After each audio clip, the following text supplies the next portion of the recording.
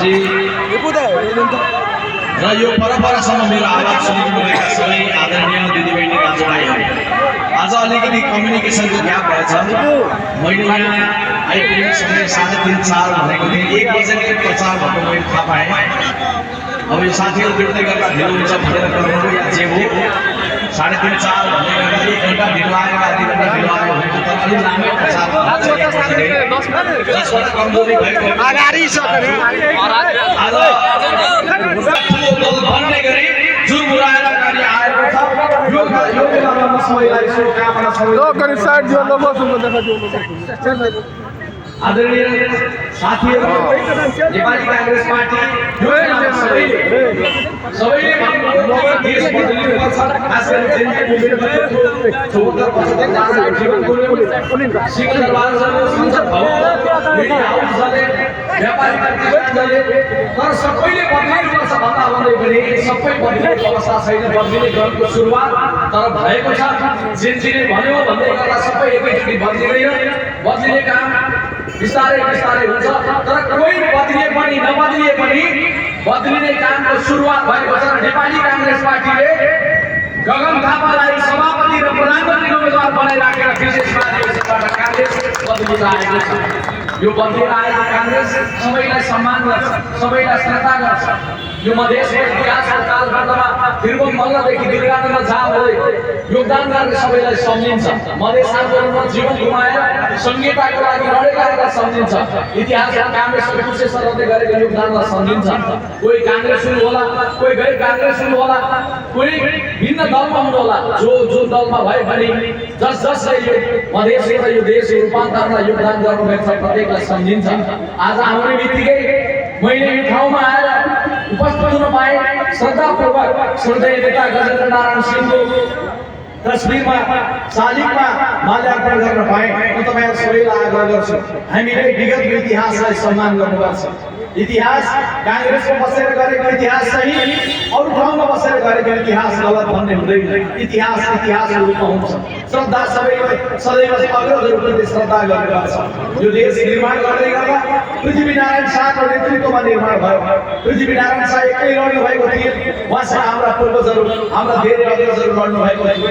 त्यसको बदौलत आज नेपालले नेपाल भन्ने एउटा पहिचान पाएका छ।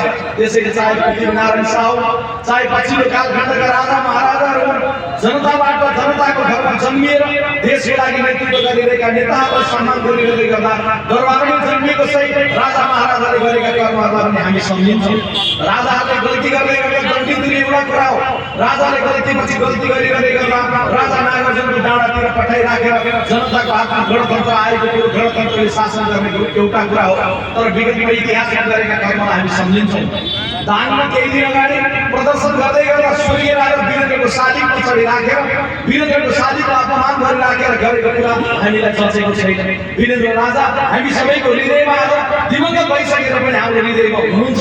हामी राजतन्त्र मान्दैनौँ, गणतन्त्र मान्दछौँ, तर वीरेन्द्र राजाको कर्मलाई हामी सम्झिन्छौँ। हामीले देशलाई समुन्नतिमा लिएर जान हामीले प्रयास गरेको हो। राजा र जनता सँगसँगै जाने प्रयास गरेकै हो। राजाले सही ढङ्गले नगएपछि आज देश गणतन्त्रमा गएको छ, देश संहितामा गएको छ।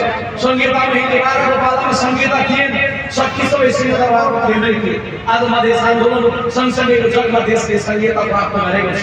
तपाईहरु सबैलाई सम्झना होला, कुनै राजनीतिक दलले सबभन्दा पहिले संहिता आफ्नो डकुमेन्टमा लेख्यो भने म नेपाली कांग्रेस प्रजातान्त्रिकमा थिइनँ, तर नेपाली कांग्रेस प्रजातान्त्रिकले लेख्यो। नेपाली कांग्रेस प्रजातान्त्रिकले संहितालाई डकुमेन्टमा लेख्यो, मधेस आन्दोलनले संहितालाई केन्द्रीय भागमा ल्यायो। कयौँले जीवन गुमाउनु, कयौँले जीवन गुमाएर उठाएको संहिताको आवाजलाई कांग्रेसले सुन्न दिन लाग्यो। गिरजान भन्नुभएको बेला संहिता सहित संविधान बन्यो अनि सुशील कोइरालाको नेतृत्वमा संविधान बनिसकेपछि संहितालाई कार्यान्वयन गर्ने चुनावमा अहिलेका हाम्रा निवर्तमान सभापति श्रद्धेय नेता त्यसबेला प्रधानमन्त्री भएर शेरबहादुर देउवाको नेतृत्वमा भयो। त्यसैले मधेसले यो दलमा अर्को जाँदा भए पनि टाढा टाढाबाट आवाज सुनिनु भएको सबैलाई आग्रह गर्न चाहन्छु। कोही छन् काठमाडौँमा बस्दा संहिता छैन भन्छन्, कोही छन् हाम्रो ताकत पुगेका दिन, बल पुगेका दिन संहिता खारेज गर्छु भन्छन्। तर नेपाली कांग्रेस पार्टी हाम्रा अग्रजहरूको पनि योगदानले बनेको संहिता, कयौँ मधेस आन्दोलनमा जीवन दिएकाहरूको संहिता कसैले हल्लाएर हल्लिँदैन, बलियो संहिता बनाउनु। आज मधेस एक पूर्व छ, मधेस सबल छ, देशका लागि योगदान गरेको छ। आज मधेसले एउटा नयाँ पहिचान प्राप्त गरेको छ।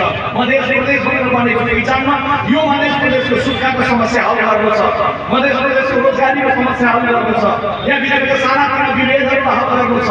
यसका लागि सबै सहकार्य गरेर जानु छ। त्यसैले नेपाली सबैलाई आग्रह गर्न चाहन्छु, कुनै अलमल बेगर यो देशलाई सम्हाल्ने शक्तिलाई रोज्नका लागि म अनुरोध गर्न चाहन्छु। रामकुमारजी जित्ने कि नजित्ने, अर्को उम्मेदवार जित्ने कि नजित्ने, मूल प्रश्न यो होइन। मूल प्रश्न कसले यो आँधीहुरीको बेलामा देशलाई सम्हाल्न सक्छ भन्ने हो। आज जेएनजीको मुभमेन्ट पछाडि आँधीहुरी चलेको छ। 84 मा हुनुपर्ने चुनाव 82 मा हुँदैछ। देशको सिंह